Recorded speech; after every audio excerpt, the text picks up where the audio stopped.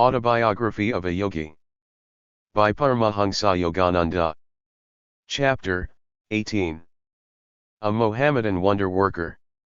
Years ago, right in this very room you now occupy, a Mohammedan wonder worker performed 4 miracles before me. Sri Yukteswar made this surprising statement during his first visit to my new quarters. Immediately after entering Serampuri College, I had taken a room in a nearby boarding house, called Panthai. It was an old-fashioned brick mansion, fronting the Ganges. Master, what a coincidence! Are these newly decorated walls really ancient with memories? I looked around my simply furnished room with awakened interest. It is a long story. My guru smiled reminiscently. The name of the fakir was Afzal Khan. He had acquired his extraordinary powers through a chance encounter with a Hindu yogi. "Son, I am thirsty, fetch me some water." A dust-covered sannyasi made this request of Afzal one day during his early boyhood in a small village of eastern Bengal. "Master, I am a Mohammedan. How could you, a Hindu, accept a drink from my hands? Your truthfulness pleases me, my child. I do not observe the ostracizing rules of ungodly sectarianism. Go, bring me water quickly." Afzal's reverent obedience was rewarded by a loving glance from the yogi. "You possess good karma from former lives," he observed solemnly. "I am going to teach you a certain yoga method which will give you command over one of the invisible realms. The great powers that will be yours should be exercised for worthy ends, never employ them selfishly. I perceive, alas, that you have brought over from the past some seeds of destructive tendencies.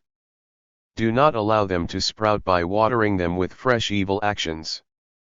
The complexity of your previous karma is such that you must use this life to reconcile your yogic accomplishments with the highest humanitarian goals." After instructing the amazed boy in a complicated technique, the master vanished. Afzal faithfully followed his yoga exercise for 20 years. His miraculous feats began to attract widespread attention. It seems that he was always accompanied by a disembodied spirit whom he called Hazrat. This invisible entity was able to fulfill the fakir's slightest wish. Ignoring his master's warning, Afzal began to misuse his powers. Whatever object he touched and then replaced would soon disappear without a trace. This disconcerting eventuality usually made the Mohammedan an objectionable guest.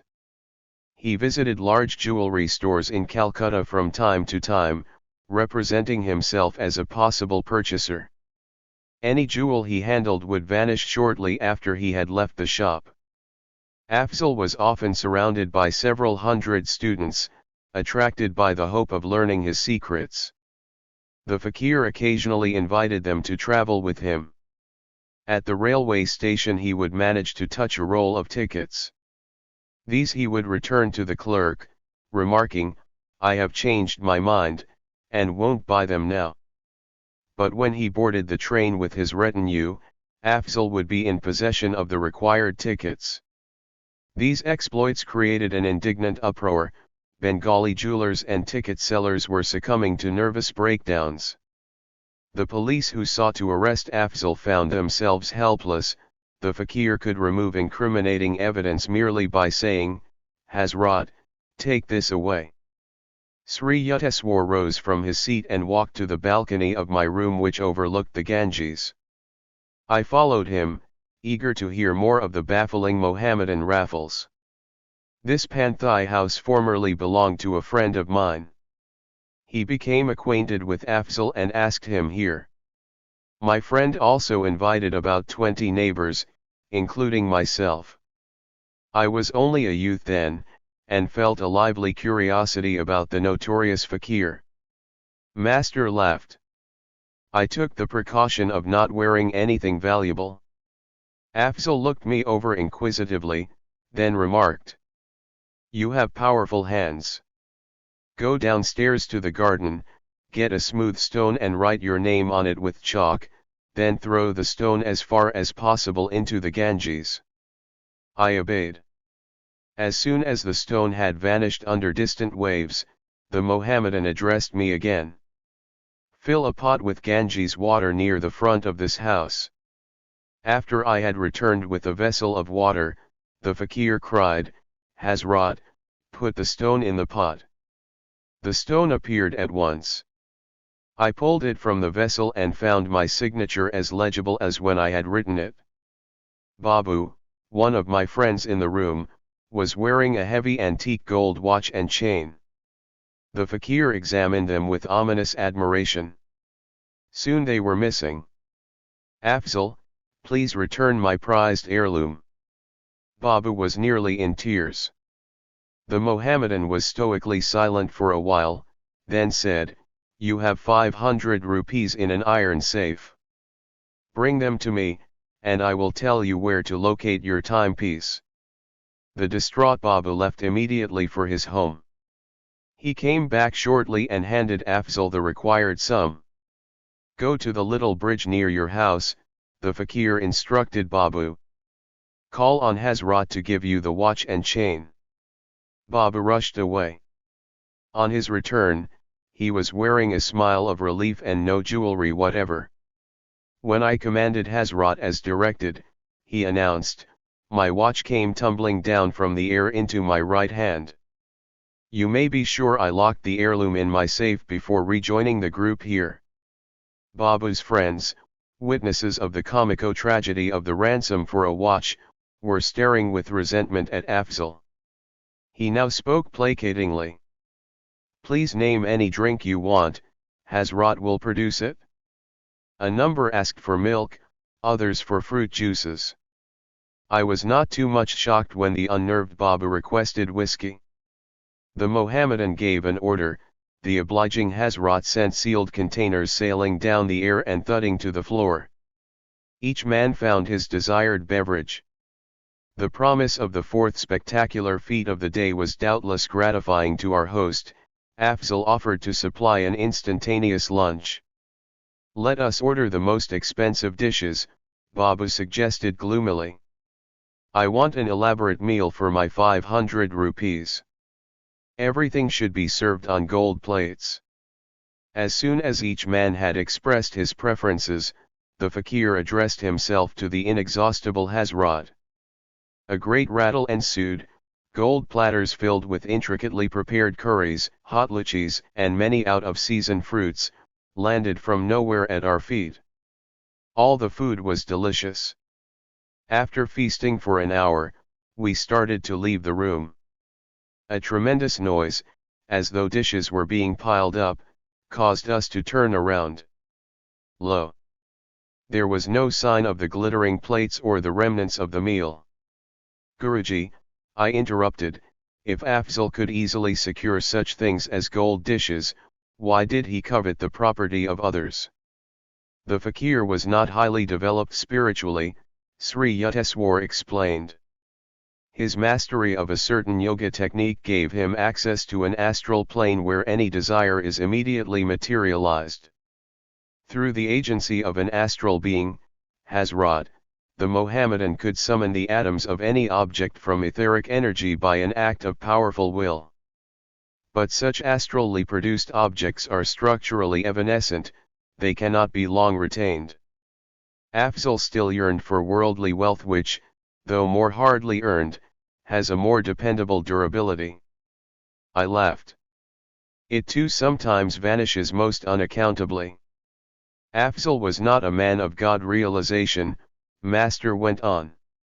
Miracles of a permanent and beneficial nature are performed by true saints because they have attuned themselves to the omnipotent Creator. Afzal was merely an ordinary man with an extraordinary power of penetrating a subtle realm not usually entered by mortals until death. I understand now, Guruji. The afterworld appears to have some charming features. Master agreed. I never saw Afzal after that day, but a few years later Babu came to my home to show me a newspaper account of the Mohammedan's public confession. From it I learned the facts I have just told you about Afzal's early initiation from a Hindu guru. The gist of the latter part of the published document, as recalled by Sri Yukteswar, was as follows: I, Afzal Khan, am writing these words as an act of penance and as a warning to those who seek the possession of miraculous powers. For years I have been misusing the wondrous abilities imparted to me through the grace of God and my Master. I became drunk with egotism, feeling that I was beyond the ordinary laws of morality. My day of reckoning finally arrived. Recently I met an old man on a road outside Calcutta. He limped along painfully, carrying a shining object which looked like gold. I addressed him with greed in my heart. I am Afzal Khan, the great fakir. What have you there? This ball of gold is my sole material wealth, it can be of no interest to a fakir. I implore you, sir, to heal my limp. I touched the ball and walked away without reply. The old man hobbled after me. He soon raised an outcry, my gold is gone. As I paid no attention, he suddenly spoke in a stentorian voice that issued oddly from his frail body. Do you not recognize me?